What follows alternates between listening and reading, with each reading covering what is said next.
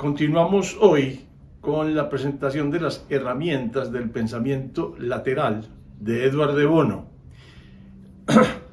Hoy veremos la herramienta llamada APO, alternativas, posibilidades y opciones.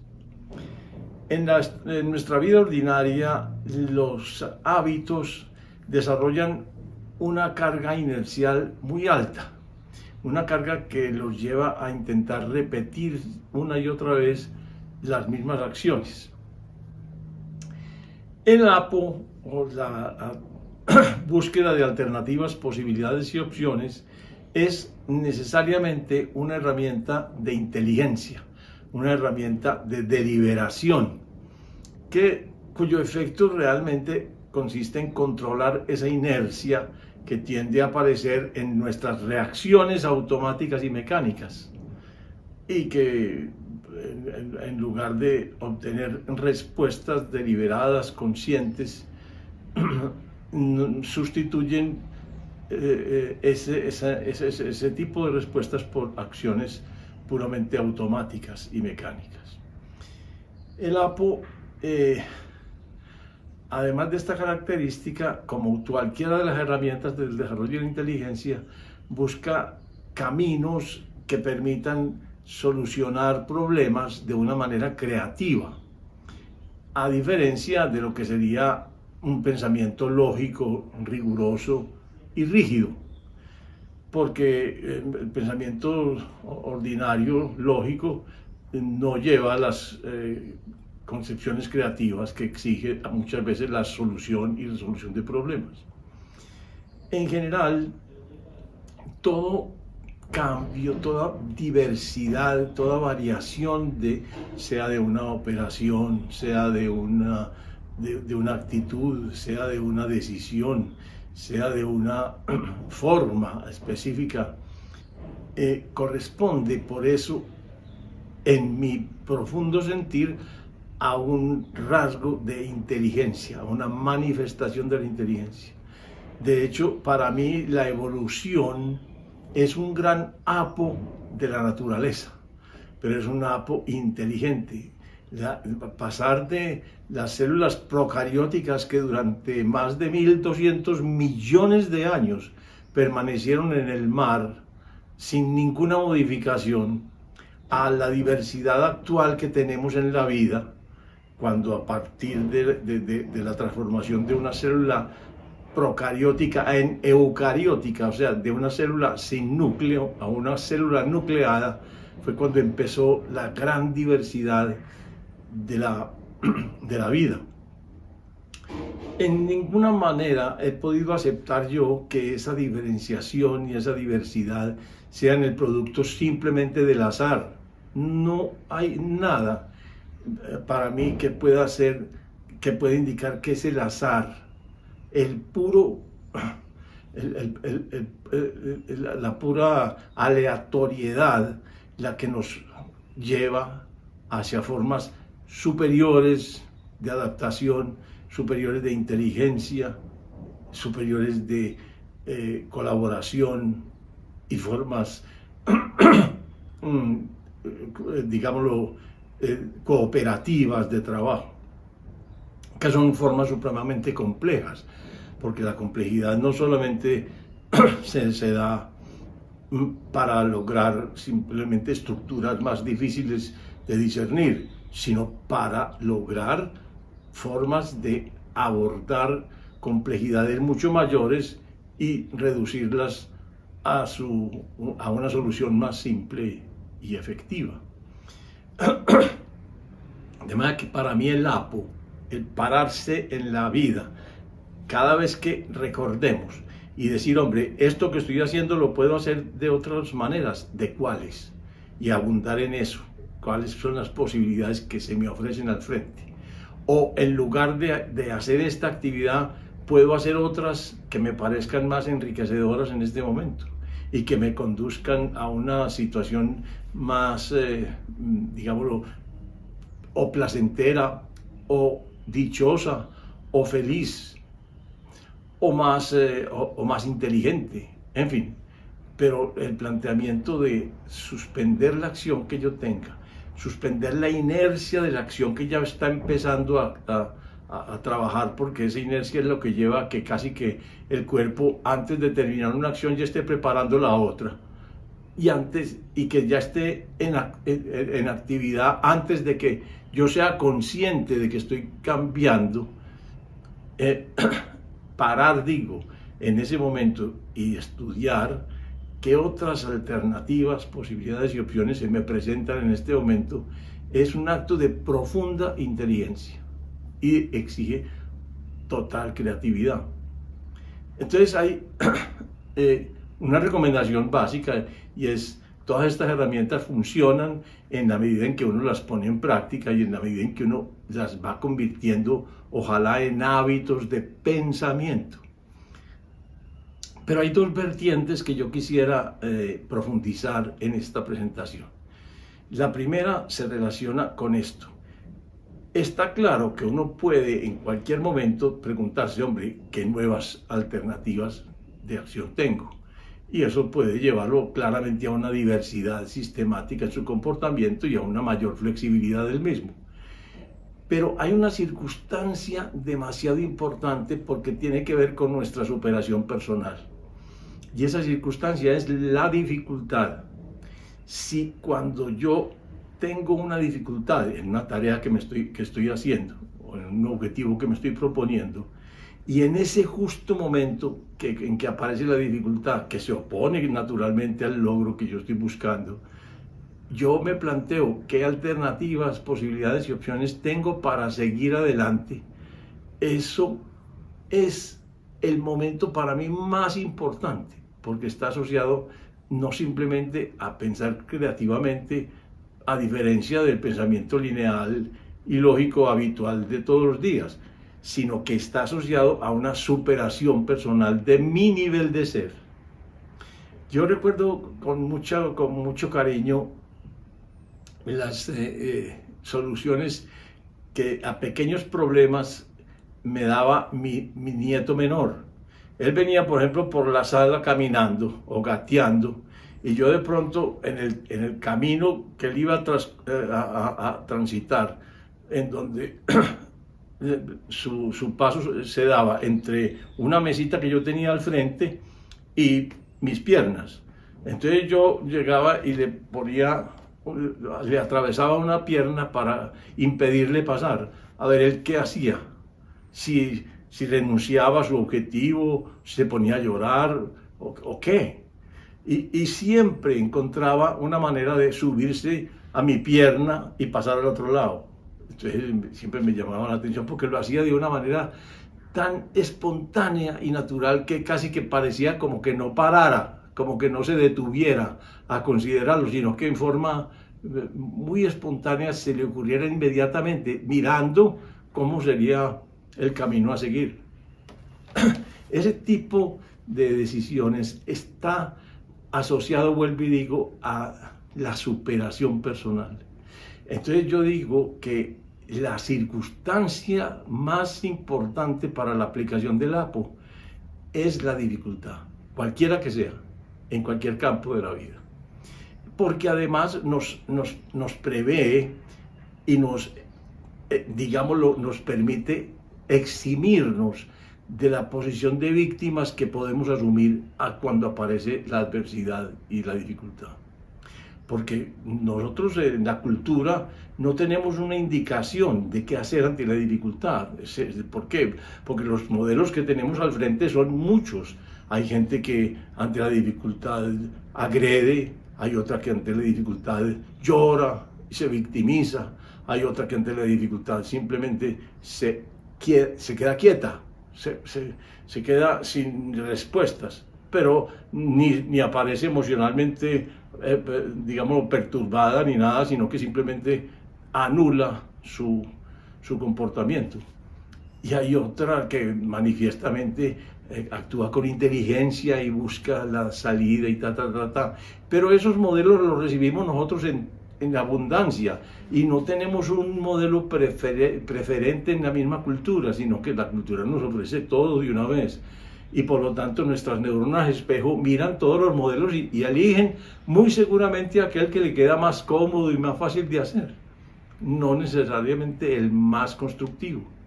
Entonces la primera recomendación para aplicar el APO es cuando aparezca la dificultad.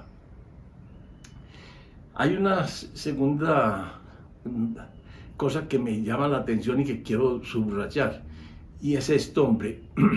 Yo tengo normalmente un trabajo en las organizaciones que básicamente consiste en asesorar el desarrollo de la dirección, el desarrollo del pensamiento estratégico y directivo en general, y el liderazgo. Y sin embargo, muchas veces me toca participar también de procesos específicos, por ejemplo, de selección. En esos procesos específicos hay un assessment que a mí me gusta mucho y que lo uso con mucha frecuencia. Y yo le digo a la persona, bueno, coja usted el nombre del cargo. Por ejemplo, yo estoy aspirando al cargo de jefe de costos y presupuestos de esta empresa. Entonces, bueno, usted coge ese cargo y dice, yo soy el jefe de costos y presupuestos de esta empresa por las siguientes razones. 1, 2, 3, 4. Y empiezo a enumerar por qué yo soy el jefe de costos y presupuestos. Eso me permite a mí ver básicamente un enfoque de la gente, cómo enfoca su presentación, cómo enfoca la entrega de lo que él considera que es, digámoslo así, sus fortalezas para el desarrollo de ese cargo. Y es una constante permanente que la gente simplemente refiere datos. ¿Qué son datos? Simplemente yo tengo tales estudios, yo hice contaduría pública o hice tal ingeniería, yo tengo mucha experiencia en este tipo de cargo, he trabajado en tales empresas y como auxiliar contable tanto tiempo, después como asistente del contador de otra empresa tantos otros tiempos, datos, pero casi nadie nunca hace referencia a estados interiores y vivencias. Y para mí esas son las claves, sobre todo para elegir cargos de altísima profundidad.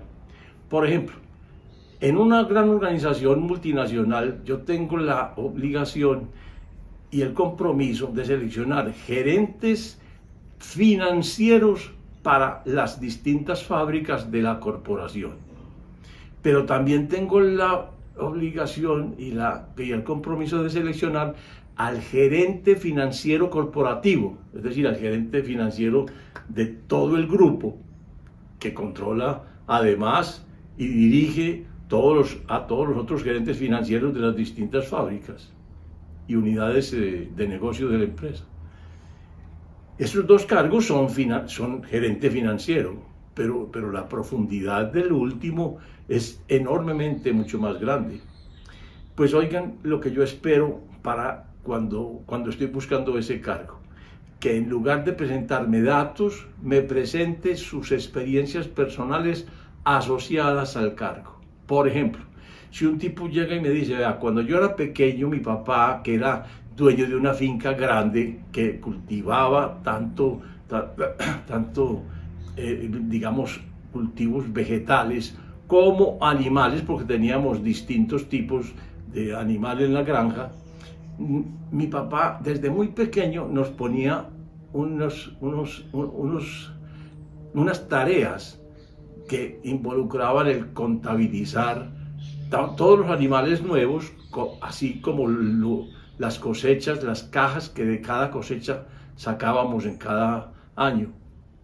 Y yo desde muy pequeño me convertí en el hombre de los números de la casa, porque yo empecé a entender que de esos cálculos, sobre todo de que esos cálculos estuvieran bien hechos, dependía en realidad o la tranquilidad y la felicidad de la casa, o las preocupaciones y angustias de la misma.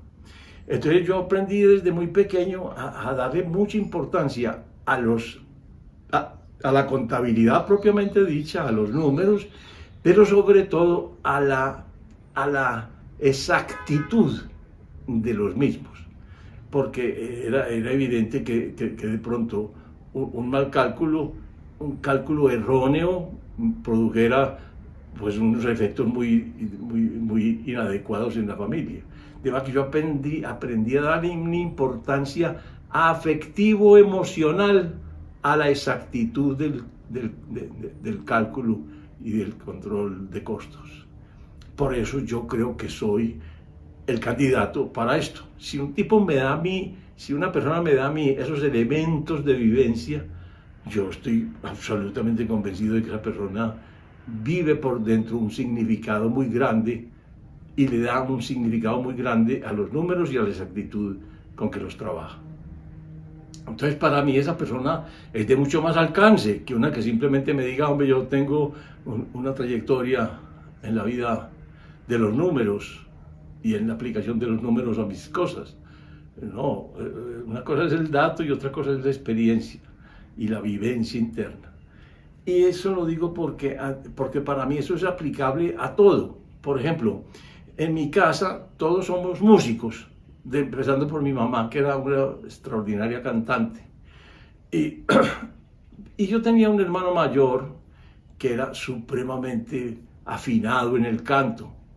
Pero a mí me llamaba la atención que siempre cantaba con la misma modulación, muy afinado, y él estudió música y canto con lecciones mexicanas muy buenas, porque eran las mismas que tomaban los grandes cantantes de México de esa época. Entonces, él tenía estudios específicos en eso. Y yo, sin embargo, lo veía en el mismo, como en el mismo tipo basal de expresión. Y yo decía, pero es que el problema es que sí es muy afinado, pero no comunica, no llega.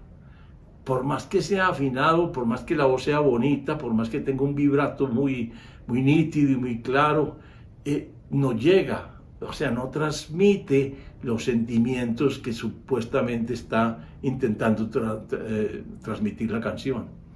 Y eso es porque uno explora y por dentro no hay la vivencia. Él está totalmente centrado en el dato, que en este caso sería el tono, el vibrato, que sí se lleve el compás correcto, que no se vaya a salir del compás y del ritmo. O sea, cosas que son externas y que nada tienen que ver con la vivencia. Y eso es aplicable a todo. Tuve una alumna en algún momento dado que trabajaba en varios idiomas, uno de ellos el inglés. Y en algún momento me dijo, ve, tan raro, yo salí, estuve en Estados Unidos haciendo mis trabajos de diseño, hablando con mis clientes, y en un momento dado, uno de mis clientes me invitó a comer y empezó a hablarme de un montón de experiencias personales y yo no solamente no lo entendía, sino que no podía comunicarle lo propio porque yo no tenía el léxico para comunicarle cosas íntimas, personales y vivenciales. O sea, que hay gente que no le atiende a la vida interior, no atiende, vive inventariando datos de su vida exterior y de sus actos.